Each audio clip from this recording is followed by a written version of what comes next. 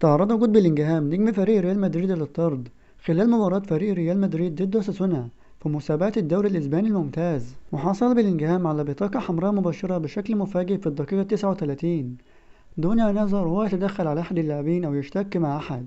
ولكن ظهر فيما بعد دخول بيلينجهام في نقاش حاد مع حكم المباراة رفقة لاعبي فريق ريال مدريد، وبعد أن انتهى الحكم حديثه ذهب إلى جود بيلينجهام ومنحه البطاقة الحمراء.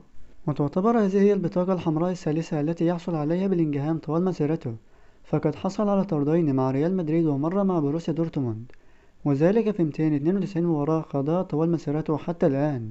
ويلعب فريق ريال مدريد ضد أوساسونا اليوم السبت 15 فبراير 2025 ضمن منافسات الجولة الرابعة والعشرين من مسابقة الدوري الإسباني الممتاز، وانتهت المباراة بالتعادل الإيجابي بنتيجة 1-1. ولحد هنا نكون وصلت الفيديو، ما تنساش تشترك في زر الجرس وتعمل لايك للفيديو لكل جديد. والسلام عليكم ورحمة الله وبركاته.